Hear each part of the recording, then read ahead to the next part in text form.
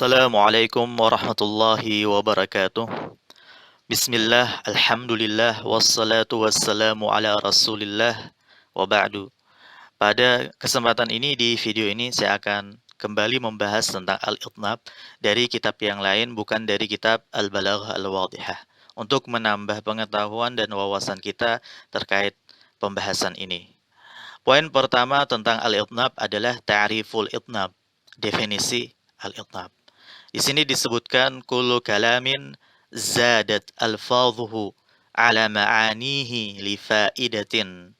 Setiap kalam zadat alfadhuhu yang lafaz-lafaznya itu bertambah, maksudnya melebihi ya, atas makna-maknanya li faidatin untuk suatu faidah. Ya. Kemudian contohnya sama dengan yang sebelumnya sehingga tidak kita bahas. Lalu di sini dijelaskan fa'il lam takuni ziyadatu li fa'idatin summiyat tatwilan aw hashwan.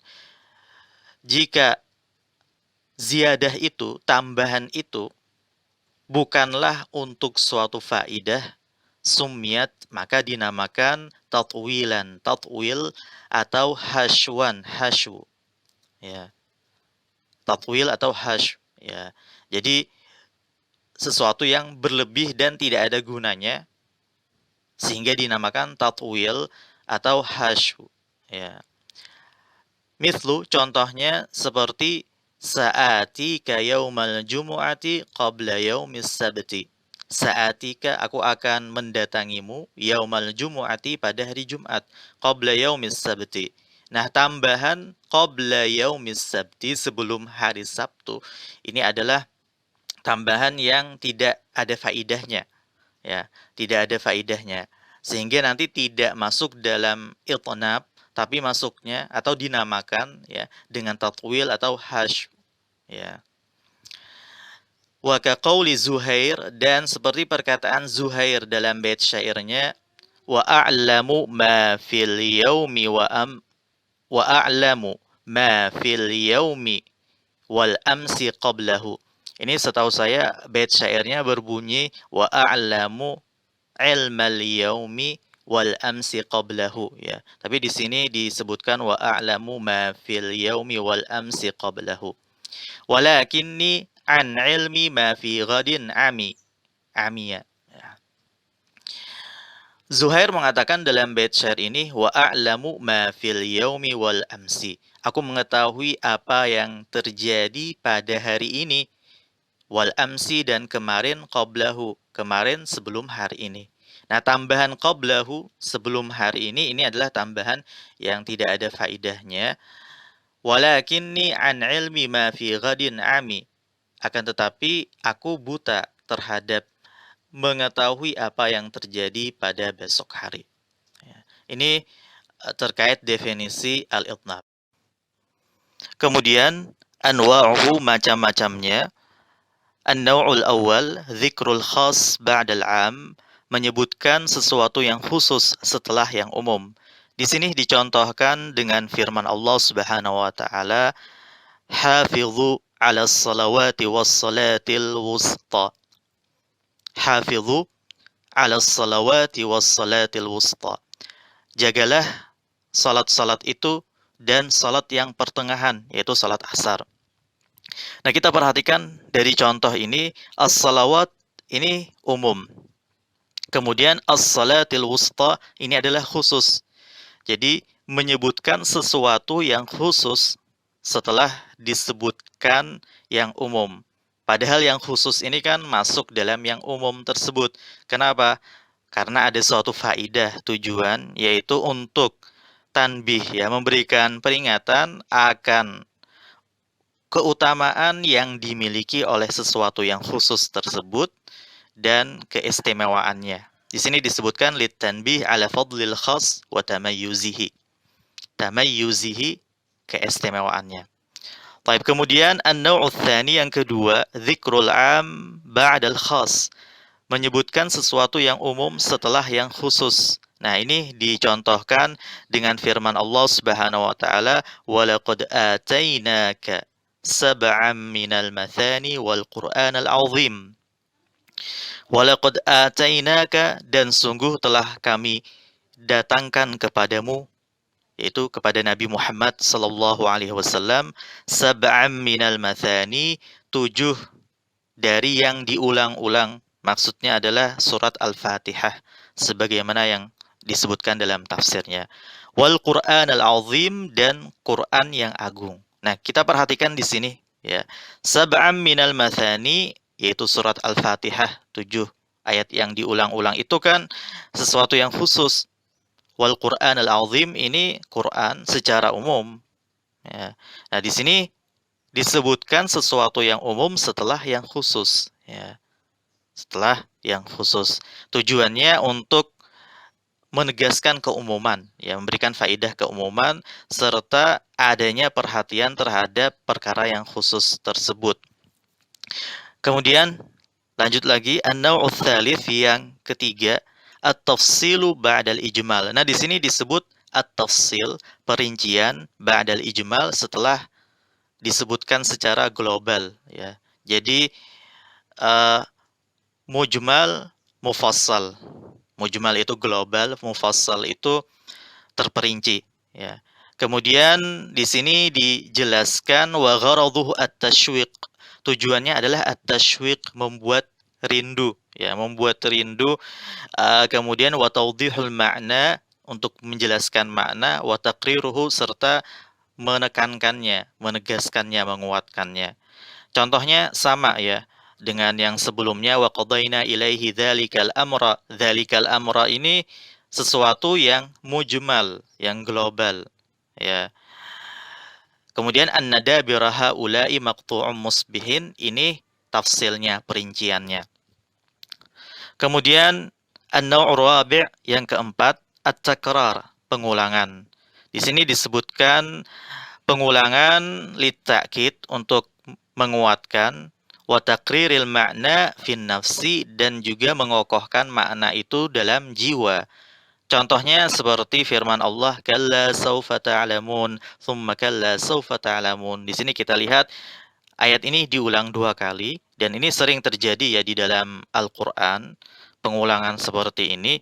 Tujuannya apa? Untuk menegaskan, menguatkan, mengokohkan makna agar terpatri dalam jiwa, dalam diri. Kemudian aulitulil fasli, karena panjangnya pemisahan ya. Di sini dicontohkan dengan firman Allah, thumma inna rabbaka lilladzina hajaru min ba'di ma futinu thumma jahadu wa sabaru inna rabbaka min ba'diha laghafurur rahim. Nah, kita perhatikan di sini dalam ayat ini, inna rabbaka, sesungguhnya Tuhanmu, ini diulang 2 kali. Inna rabbaka ya. Kenapa? Karena adanya pemisahan yang cukup panjang, yaitu lilladzina hajaru, sesungguhnya Tuhanmu bagi orang-orang yang berhijrah, mim ba'di ma futinu, setelah mereka mendapatkan ujian, cobaan, tsumma jahadu wasabaru, kemudian mereka bermujahadah, wasabaru, dan bersabar, inna rabbaka. Nah, ini kan diulangi lagi karena adanya tulul fasl. Sesungguhnya Tuhanmu mim ba'diha, setelahnya itu, laghafurur rahim, benar-benar Maha Pengampun lagi Maha Pengasih ya. Kemudian berikutnya di sini dijelaskan lagi sebagai tambahan, au litaladzudzi bidzikrihi, atau karena merasa enak, nyaman untuk menyebutnya sehingga diulang-ulang. Ka qaulis syairi, seperti perkataan penyair misalnya, saqallahu najdan wassalamu ala najdi wa ya habbadha najdun ala alal qurbi wal bu'di. Nah, di sini najd ya, itu diulang-ulang 3 kali. Saqallahu najdan, semoga Allah Subhanahu wa taala mengairi Najd. Wassalamu ala Najd, dan semoga salam sejahtera atas Najd. Wa ya habbatha najdun alal qurbi wal bu'di. Nah, ini kan diulang-ulang. Kenapa? Di sini dijelaskan alasannya litaladzzuti bidzikrihi, karena merasa enak, nyaman, lezat ya menyebut-nyebutnya. Kemudian au liqasdi al-isti'abi, atau untuk tujuan memperluas ya, memperluas cakupan. Nahwu, Contohnya, qara'tul kitaba baban-baban. Aku membaca kitab tersebut baban-baban. Bab-bab, per bab, ya. Satu bab. Wa fahimtuhu kalimatan-kalimatan, dan aku memahami kitab tersebut kalimatan-kalimatan, kalimat per kalimat. Satu kalimat. Demikian, ya. Maksudnya untuk tujuan al-isti'ab, menyeluruh, ya. Cakupannya menyeluruh. Kemudian an-naw'ul khamis al-i'tiradu, al-i'tirad. Di sini disebutkan i'tirad itu ayyuta fi athna'il kalam bi kalimah au akthar wa yakunul gharadu minhu. Ini dijelaskan di sini tujuannya.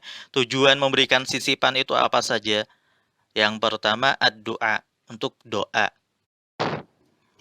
Ka qawlihi inna thamanina wa bullightaha qad ahwajat sam'i ila turjuman. Seperti perkataan seorang penyair, inna thamanina, sesungguhnya umur 80 tahun, wa bullightaha, ini jumlah sisipan, jumlah i'tiradiyah yang memiliki makna doa, dan semoga kamu bisa mencapai umur tersebut. Qad ahwajat sam'i, telah menjadikan pendengaranku itu butuh ila turjuman, kepada penerjemah. Kemudian tujuan i'tirad yang kedua di sini disebutkan at-tanzih, untuk mensucikan, untuk membersihkan. Ka qoulihi ta'ala, contohnya seperti firman Allah Subhanahu wa taala, wa yaj'aluna lillahil banati subhanahu wa lahum ma yashtahun. Dan mereka menjadikan anak perempuan bagi Allah Subhanahu wa taala, subhanah, sungguh maha suci Allah dari hal tersebut. Walahum ma yashtahun, sementara bagi mereka apa yang mereka inginkan. Maksudnya orang-orang musyrikin itu kan mereka inginnya anak laki-laki, ya. Kemudian mereka menganggap hina anak perempuan, tapi ya malah mereka menganggap bahwa Allah Subhanahu wa taala itu memiliki anak perempuan. Itu malaikat-malaikat itu mereka anggap sebagai anak perempuan Allah. Ya, subhanah, maha suci Allah Subhanahu wa taala dari apa yang mereka katakan. Kemudian yang ketiga, tujuannya adalah al-ihtiras. Nah, di sini kita perhatikan, al-ihtiras itu merupakan tujuan atau salah satu dari tujuan al-i'tirad. Ya, ini berbeda dengan apa yang disebutkan dalam kitab Al-Balaghah Al-Wadhihah.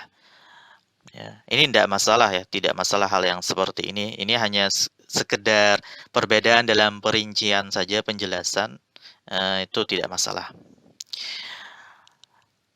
Al-ihtiras definisinya hampir sama dengan yang sebelumnya. Di sini dicontohkan ka qoulihi ta'ala, seperti firman Allah Subhanahu wa taala, wadmum yadaka ila janahika takhruj bayda'a min ghairi su'in ayatan ukhra. Firman Allah Subhanahu wa taala kepada Nabi Musa, wadmum yadaka ila janahika, dan kepitkanlah tanganmu kepada samping tubuhmu, ketiakmu. Takhruj bayda'a, niscaya tanganmu itu akan keluar, bayda'a, dalam keadaan putih. Nah, dalam keadaan putih ini tentunya maksudnya adalah bercahaya, bukan karena penyakit. Misalnya kena penyakit belang atau penyakit sopak. Maka dari itu, untuk menolak kesalahpahaman tersebut, ditegaskan dalam ayat ini min ghairi su'in, bukan karena keburukan, bukan karena cacat. Jadi tanganmu keluar dalam keadaan putih bercahaya, bukan karena cacat. Ayatan ukhra, sebagai ayat, sebagai tanda mukjizat yang lain. Lidaf'i ayyakunal bayadu limaradin wa nahwihi, untuk menolak salah sangka bahwa warna putih tersebut limaradin, karena suatu penyakit atau yang semacamnya. Demikian.